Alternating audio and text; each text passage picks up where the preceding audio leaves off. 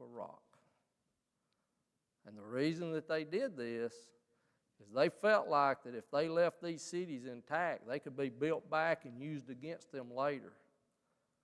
So when Alexander left there, nothing left. He destroyed the entire city. It's as slick and shiny as the top of the rock. In 1697, an English clergyman landed there, and this is what he reported out. He said, "A few poor wretches, harboring themselves in vaults and subsisting chiefly on fishing," and this immediately brings to mind the statement that it will become a drying yard for dragnets.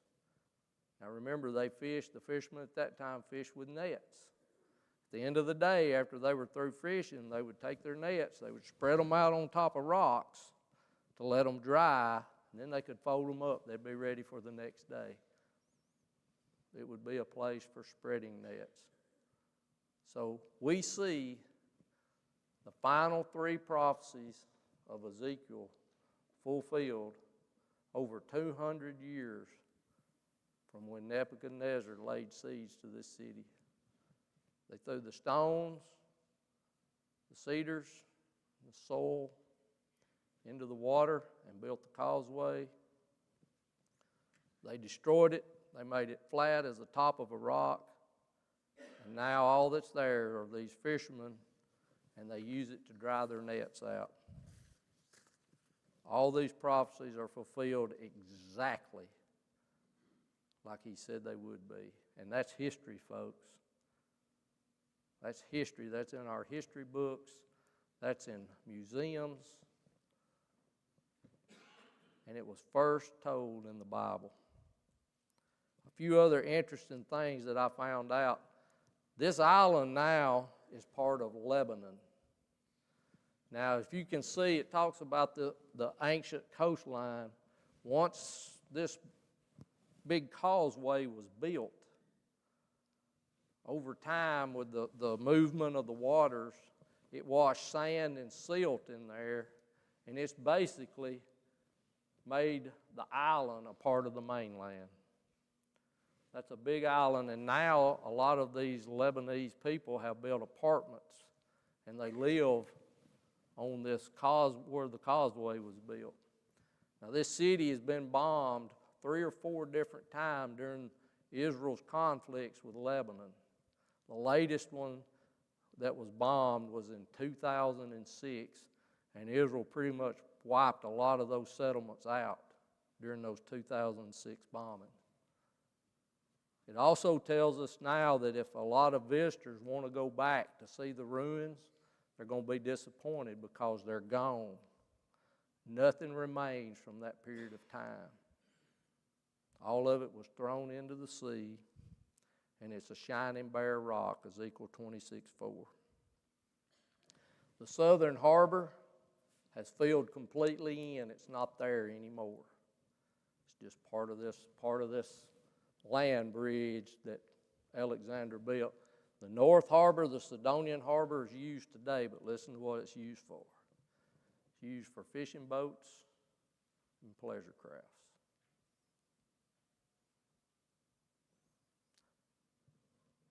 I thought that was pretty interesting to think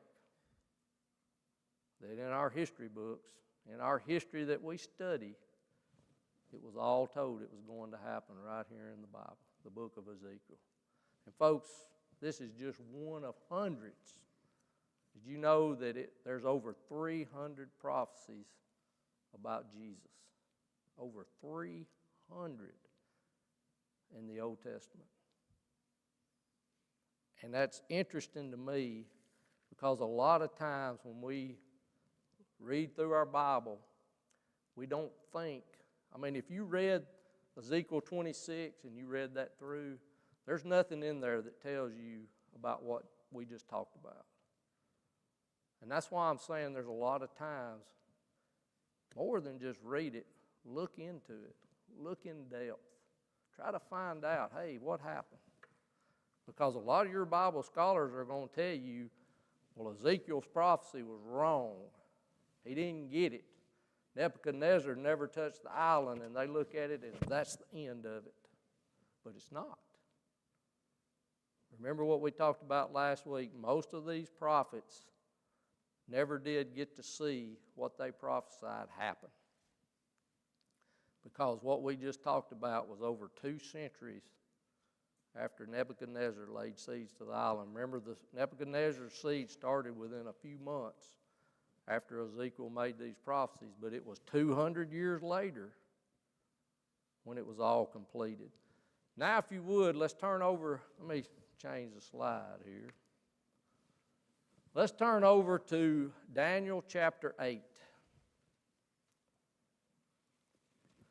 Now, we're going to kind of skip around. I'm not going to exactly do these as I've got them listed in order, but if you would, let's go down to the rise and fall of Alexander the Great as recorded in Daniel chapter 8.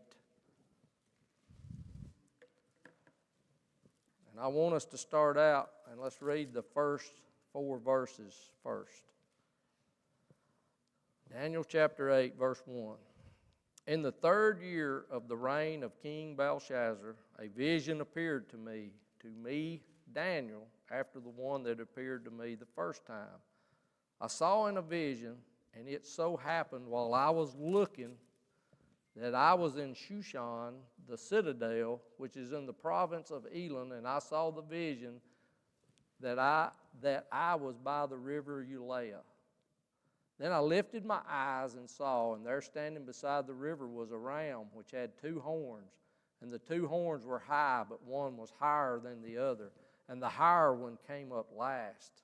I saw the ram pushing westward, northward, and southward, so that no animal could withstand him, nor was there any that could deliver from his hand. But he did according to his will and became great. So let's stop right there. The prophecy that we have just talked about is that of the Medo and Persian Empire. It also is talking about, as we'll go later on, it talks about some of the others that came up. But what you have to realize, in the 3rd year of the reign of Belshazzar, this was about 550 BC. And this is what he's talking about. And he's talking about King Cyrus, how that he came in, he took over, he brought all these cities together, or all these countries together, and he became a great empire. In fact, Cyrus overthrew Babylon. And Babylon at the time was considered to be what? The greatest. But yet he's taken the Medes, the Persians, and now he's taken Babylon. In Ezekiel chapter 1 and verse 2, Cyrus declares, "The Lord, the God of heaven, has given me all the kingdoms of the earth." And what's something else that Cyrus did is when he went in and took these cities over, he took the subjected people there in order to try to, I guess, in a way, treat them right. He is the one that let the children of Israel go back to Jerusalem and start rebuilding the city and the temple. And you can find all that in Ezekiel chapter 1 and chapter 2. But he was a part of this. Now, if you go back to the book of Nehemiah, Nehemiah was able to go back and do other work there as well by King Artaxerxes. But Daniel sees this vision of this swift goat and this mighty ram, and he's moving through. So Daniel saw this all-powerful ram which had 2 horns. One was longer than the other. Remember that? Well, the longer horn represents the Persian Empire because they were the strongest. The Medes were not quite as strong. In fact, the Persians eventually ruled over all of them. Now, in the Bible, and you'll see this a lot in the book of Revelations, or the book of Revelation, the horns represent a way an animal defends itself, and also the way that he goes out and attacks. Because most of these rams, I don't know if you've seen pictures, a lot of times they'll clash together, but they use these for defensive and offensive purposes. So that's what he's talking about. It's really a symbol of military might. When you see that of horns represented on some of these beasts and animals that it talks about in the Bible, What it's talking about is their military power of a nation. And these Persians were a very powerful nation. Now, let's look at verse 5. And this is where we'll talk a little bit about Alexander the Great. Verse 5 of Daniel chapter 8. As I was considering, suddenly a male goat came from the west across the surface of the whole earth without touching the ground. The goat had a notable horn between his eyes. Then he came to the ram that had two horns, which I had seen standing beside the river, and ran at him with furious power. And I saw him confronting the ram. He was moved with rage against him, attacked the ram, and broke his two horns. There was no power in the ram to withstand him, but he cast him down to the ground and trampled him, and there was no one that could deliver the ram from his hand. Therefore the male goat grew very great.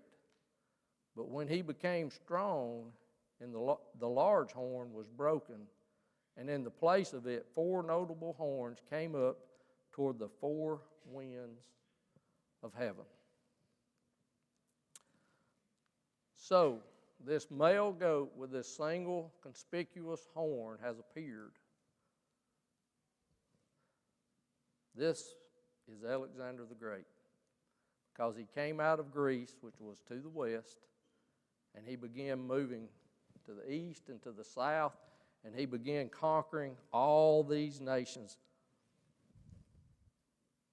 He couldn't be stopped. He was on the offensive. And he took all these powers, all these places, he took them over, and he owned them. Notice verse 5. It says that he did it without touching the ground. In other words, he captured this Persian empire. And think about it. We just read a while ago how that Cyrus talked about that he gave him all this land and that he was great and powerful. He took all this in 3 years. From 334 BC to 331 BC, he conquered this entire nation in 3 years. That's how strong he was. If you look back over in Daniel chapter 7 and verse 6, it makes another description of him, and this is the way it describes him. It says, after this I looked, there was another like a leopard, which had on his back 4 wings of a bird. The beast also had 4 heads, and dominion was given to it. So he also describes Alexander as a leopard with 4 wings.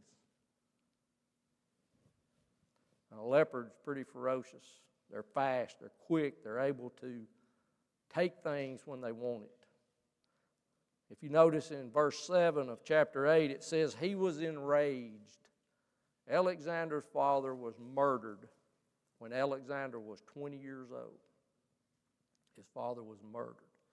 But Alexander was able to keep the people together, and he was able to continue on. So he used this rage to incite his people that, hey, these Persians, they're meddling in our business. They're continually attacking them. They've killed my father.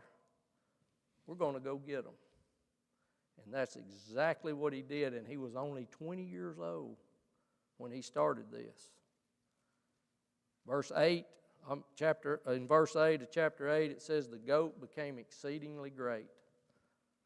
Alexander's kingdom extended all the way to India.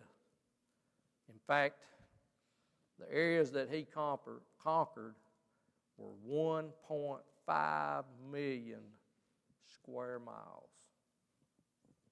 Let me say that again. 1.5 million square miles is how big this territory was. Yes, ma'am.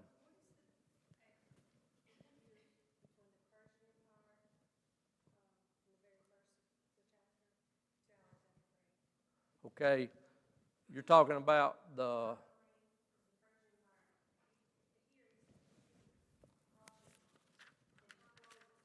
Okay, the Persian Empire was from 539 BC to 331 BC. Alexander the Great came along around 333, 334 BC. Yeah, about 200 years. He came in and conquered this empire in about 3 years.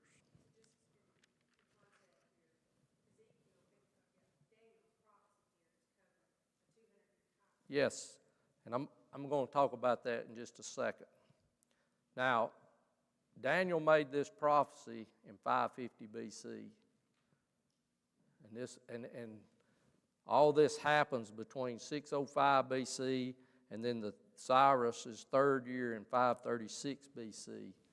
I think I went by the, okay, here it is.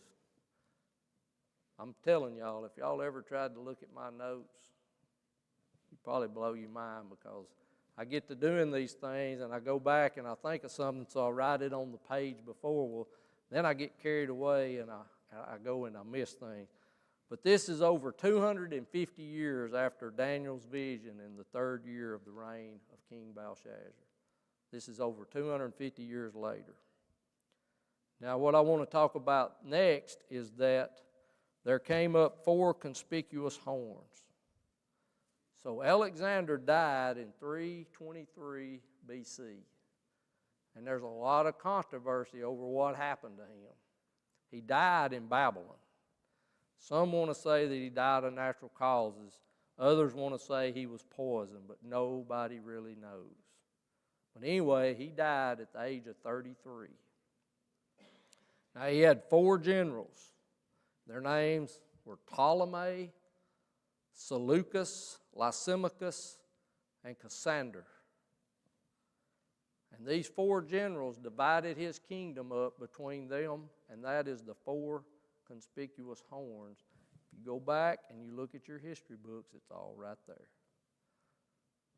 Just like Daniel told it.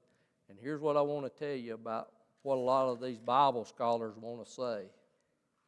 A lot of these that look at it, they say, hey, there's no way that this could have been that accurate. There's no way that Daniel could have predicted this, because it happened just like he said it would. So a lot of these people that are against the Bible, they want to say this was written after the fact. But if you go back, you look at your timelines, when Daniel made these prophecies, they give their times. It's right there. 550 BC. Over 250 years before all this happened. It's right there. Now, as I've said the last couple of weeks, or the last 3 when we've talked about defending the Bible, this is not going to make any difference about our salvation. You don't have to know this for salvation. But folks, the attack of the Bible is not going to stop. People are going to keep coming after it. They're going to keep saying it's not true, it's not right, this could not have happened. And folks, as Christians, as children of God, we need to be able to defend this Bible. We need to be able to tell people why we believe what's written in this book. And how do we do that? Study it. More than read it, study it, learn it. This has been very interesting to me. Now, some of you may not be. But to me, to read what Daniel and Ezekiel, Jeremiah, Isaiah, all these men prophesied, and then you start reading down through history, it happened just like they said it would. Period. All these 6 prophecies that Ezekiel made against Tyre, hey, it was right on the money. If you look at Daniel, let me get my... Babylon would be conquered by a man named Cyrus. Isaiah 44:28. Look that verse up, it's there. Cyrus, we talked about him. And there's so much more. I could go on week after week after week talking about the prophecies. But I hope that you all understand the point I'm trying to make. Folks, it's right here. It's right before us. Studying the Bible is, to me, very interesting. It's something that we need to do more of, and we need to teach our children and our grandchildren the importance of knowing the Bible. Because I'm going to tell you, They're not going to stop trying to take the Bible out of our country. They're going to keep on, and they're not going to stop. And we need to know it, we need to learn it, and we need to be able to tell these people we believe and why we believe and what we believe. It's all right here. So has anybody got any other comments this morning? If you would, if you want to write down some of these scriptures in the coming week, you can talk about, next week we'll talk about Daniel chapter 2. You can read 31 through 45. We'll probably go through that fairly quick because I've got one more little subject to talk about as far as the Bible being called a book of Jewish fairy tales and fables. Thank all of you for being here this morning. I appreciate